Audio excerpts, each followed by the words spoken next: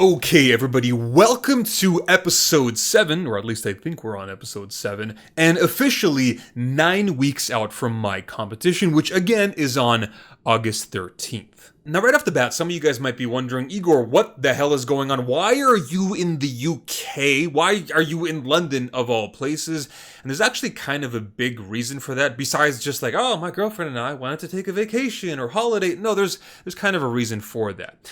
And although I would love to talk about that right now, I think it deserves its own separate entire video. So I think I want to put that off until next video coming out, hopefully in a few days. Maybe it's already come out, maybe it's on like some other social media, Instagram or whatever, but I'm still, just for my sake, I'd like to hold it off at least a little bit more. Please bear with me. But before we actually go any further, the most important thing we first need to talk about is actually the physique and how it's looking, how it's weighing overall. How has the progress been going? Because I talked about in prior videos how, it's been a little troubling. It's not as fast and easy as I would like it to be, and as I'll admit, as it was, at least in my opinion, in prior years. Overall, thank God, holy shit, things have finally sort of started to pick up a little bit. I think in the last week and a half, I lost more weight than I did in the prior month. I think that video I did where I kind of talked about how, hey Igor, it's time to get your head out of your fucking ass, it actually did kind of do its job. Overall, the average weight is 181.4. This is a 7-day average. That's what I use, guys. I do 7-day moving averages. I don't just look at kind of day-to-day points. I find that to be, well, just look at the graph if we were to do that. It just turns into this crazy clusterfuck of data all over the place. Using a moving average, kind of similarly to how they do it in financial analysis when it comes to stocks and things, it overall makes the data a lot more palatable and easier to analyze. The physique, I think, is definitely starting to tighten up a little bit. The six-pack is there. The even little bonuses like the serratus anterior, the obliques are starting to become a little bit more visible. Hopefully the legs don't look like such fat sausages anymore. And a big benefit is actually finally getting some good lighting. I found some really fantastic lighting, surprisingly, in my hotel of all places. It's funny, that day that you guys are seeing this footage on screen, that same day I also took this footage post-workout, and it looks like shit. Suddenly, I look like I gained 7 pounds of body fat and I'm way smoother and less lean. No, this is literally the same day. It's just garbage lighting. This really is, guys. I've said it before and I'll say it again. Bodybuilding is truly the sport of illusions. You having a mastery of angles and lighting and all this other, camera lenses even, all this crazy stuff it really is going to go a long way. I know David Lade was a master of that, because sometimes he'd look freaking Superman mixed with Mr. Olympia, and then other times he'd look like a Slim Jim. It was just what the hell is this black magic wizardry? And is it possible to learn this power?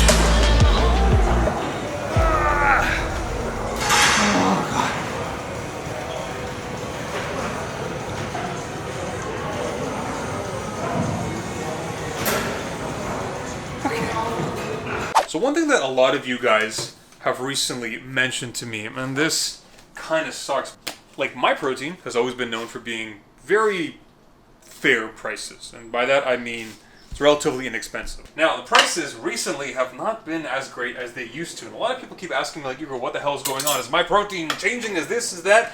And I wanted to essentially comment and say, it's like everything over the last year, coronavirus or the supply chain issues, or I don't know what the hell's been going on, but essentially it's inflation. We keep hearing inflation in regards to things like Housing, obviously, commodity prices in terms of, things like oil, or even like semiconductors produced in Taiwan. Nobody really ever thinks about it, but like a lot of everything else is going up as well. Even like raw materials, for example, like dairy and milk, which is obviously involved in the manufacturing process for whey protein, that has gone up. Creatine has gone up. Everything has gone up. I saw an article just recently talking actually about this and how this is really starting to affect small-time supplement stores, kind of just like little, like, the little supplement store you might have like in your LA Fitness or your mall or something. Essentially, that's happening to everyone. So what I'm trying to say is, like, sorry, I know it sucks, supplements are going up, but there's not much that I or my protein or anybody in the industry can do, because that's kind of just like the macroeconomics of it. But on the bright side, and this is kind of like one of the ways that you can kind of get around this, is that my protein is known for having really large sales, which kind of comes sporadically. Pretty much every month there's like, it's kind of like, there's like 1 or 2 days when it's like everything just jumps dramatically, and my code VitVIP will get you, I believe right now it's as much as 45% off, which is going to help. And unfortunately, that's the only help we're going to get right now during the next like 1 to 2 years, until they rise interest rates enough, and then inflation comes down, and then the world supply chain system can, like, get its head out of its ass. But until then, yeah.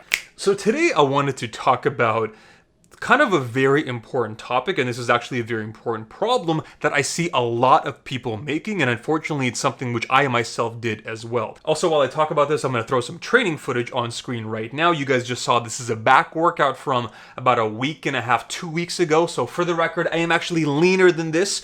I'm like 2 pounds down from the footage you are seeing, so just want to clarify that. But without beating around the bush anymore, this problem, if I were to summarize it in one sentence, is essentially not maximizing the most productive years, training-wise, of your life. So to kind of preface this, and the reason why I kind of thought of this, because I actually saw someone doing the opposite of this very well. Essentially, he didn't make that mistake. I was watching randomly, this is one of, it's one of these like new, younger, kind of like fitness, next generation guys, Lex Little. I was watching one of his older videos, randomly popped up on my YouTube, of how he got to like 500 pounds on the squat.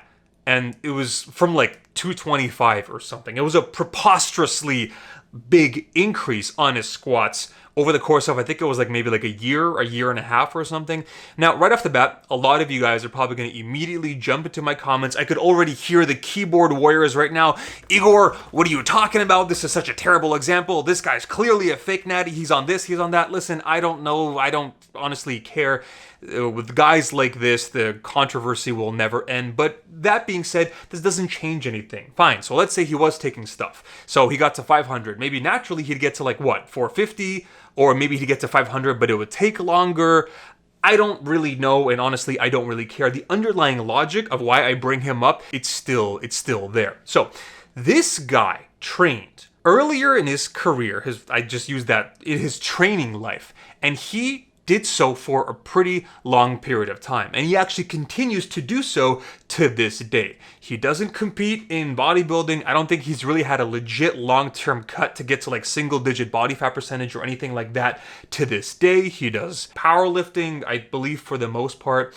And there's a lot of guys who do this. I think another really good example, a bit more of an OG example, would be Matt Ogus. Now, yes, Matt Ogus has, competed in multiple natural bodybuilding competitions. He did get down to like ridiculous levels of conditioning, but he didn't do it that often. I remember he had like 1 or 2 competitions, and then there was like a long period of time. We're talking like 3-4 years with nothing, where all he did is focus on, getting stronger, putting on more muscle, and he, similarly to Lex, built up to some very impressive numbers. I think he had like a 600-pound deadlift. And yes, it was sumo. I know how some of you guys feel about that, but still, absolutely legit. I couldn't fucking do that. Sumo conventional, you can strap a rocket ship to my ass. I probably still couldn't do that. 500-pound squat, I believe he did. He had some impressive stuff. And again, it took a long period of time. I think the guy was just working nonstop for like a year or more. Again, in between a very good period of time between cutting down and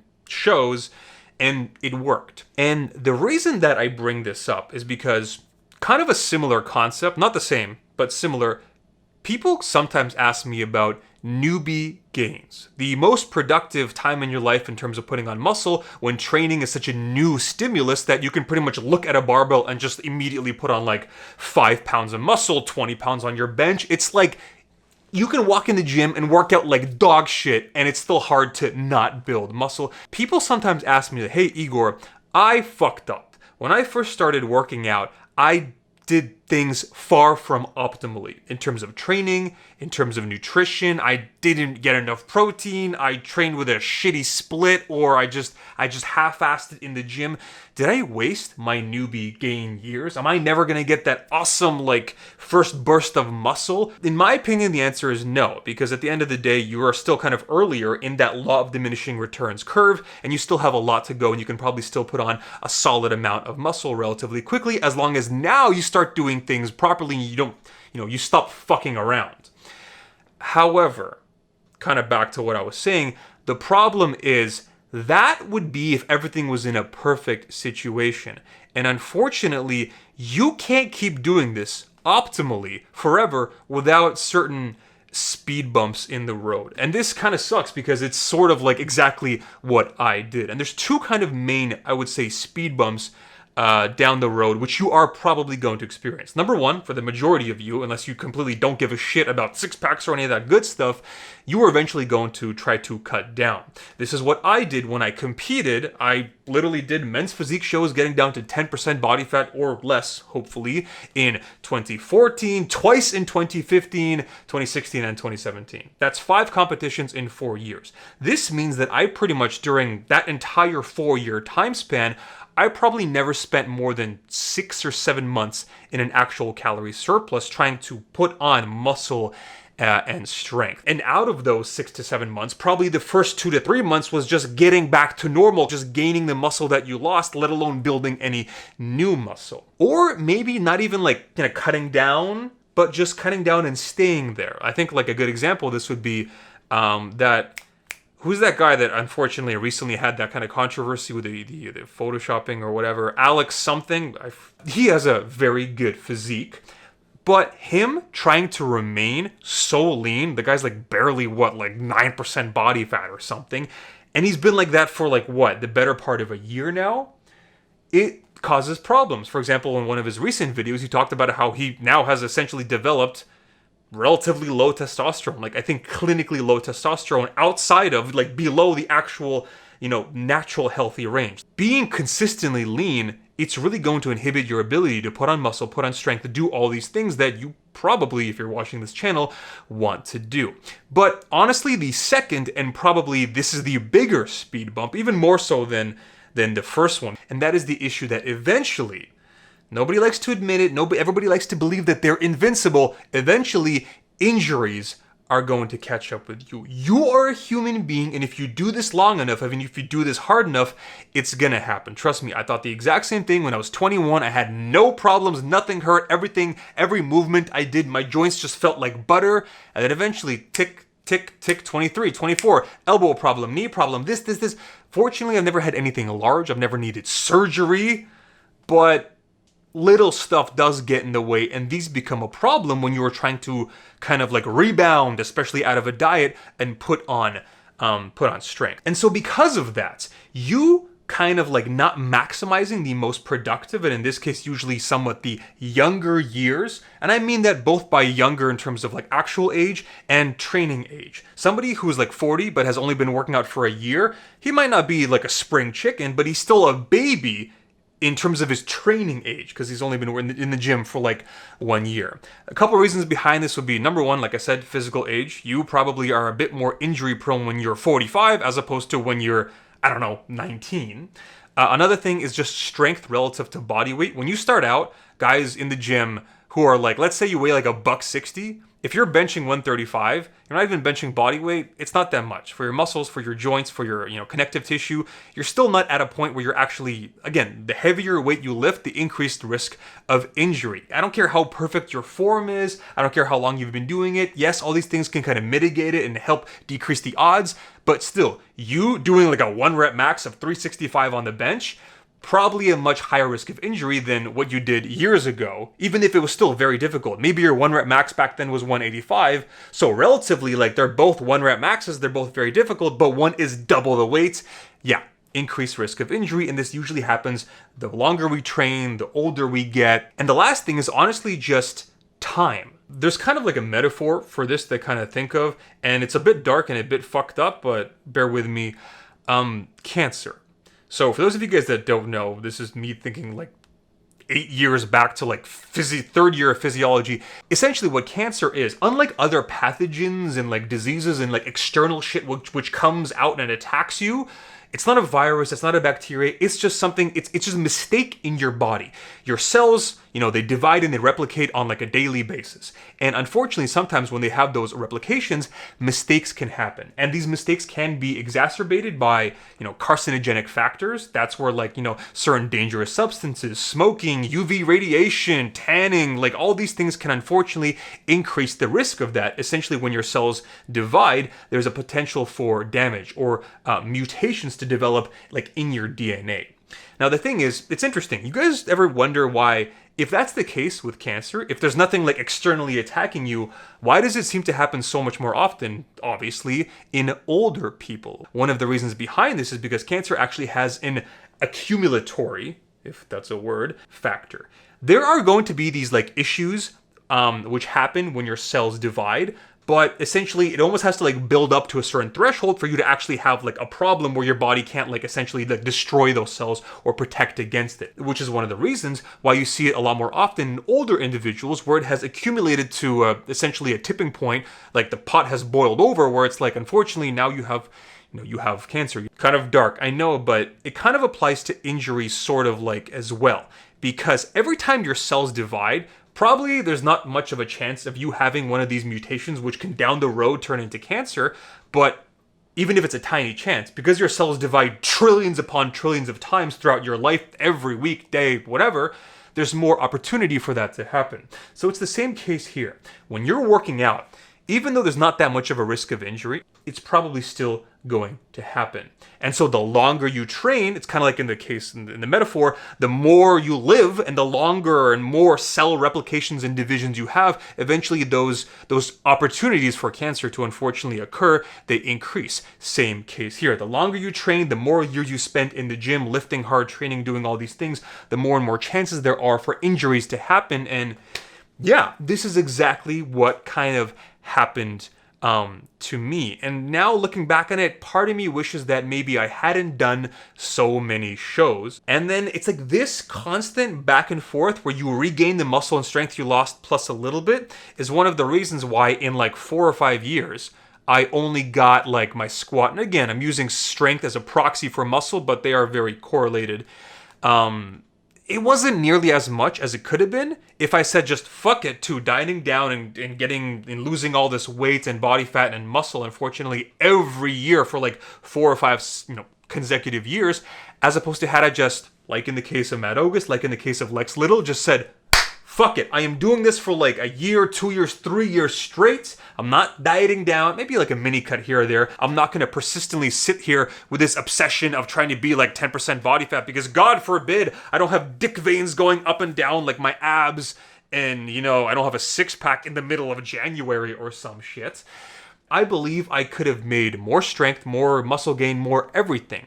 And the problem is, eventually got to a point where you can't do that anymore. I've talked, in recent years about how like all these like sort of injuries have, again, I've been working out for well over 50% of my life now. Since I was 14, I'm 30 now.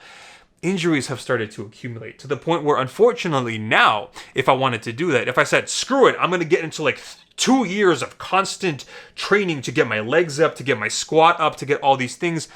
Don't get me wrong, I could still probably do it, and I have done it. I actually hit a new lifetime PR on the squats back during COVID. I hit a lifetime volume PR on the bench press last summer. You guys saw me do, I think it was 275, 4 sets of 8, the most I've ever done. But it's a bit harder because I have to, micromanage all these different injuries I have. You can't really do that anymore because you are past the most productive time in your life to actually put on the strength, put on the muscle, etc. Like, don't get me wrong, you want to diet down in the summer, you want to get a six-pack, do all that shit, that's okay. But I would say, especially when you're a bit younger, your first like 5 years of legit training, you probably want to not like go under a 2-to-1 ratio of time spent in a surplus versus in a cut. So like what I did, where I would like spend like 5 or 6 months cutting down, 5 or 6 months bulking up, that's a 1-to-1 ratio. I spent equal amounts of time in both. That's not good. That's not optimal. That's far from optimal. I would say a 2-to-1 ratio at minimum. Hell, probably even a 3-to-1 ratio or more. And especially when you're younger, because that's the prime time in your life. You're young. The injuries haven't had time to accumulate yet. Your joints are, for the most part, still pretty good. If you want to get big, you want to get strong, now is the time to do it. Later in life, yeah, don't get me wrong, you can still do it. It's just, like in my case, still possible, just a bit harder, a bit slower. You have to like manage a lot more factors now: recovery, mobility, injury mitigation, injury monitoring. And now there's a bit more speed bumps on the road, if that makes sense. Either way, yeah, that's just kind of a random ramble I wanted to talk about today. So many times I see like young guys doing this, terrified to go over 12% body fat.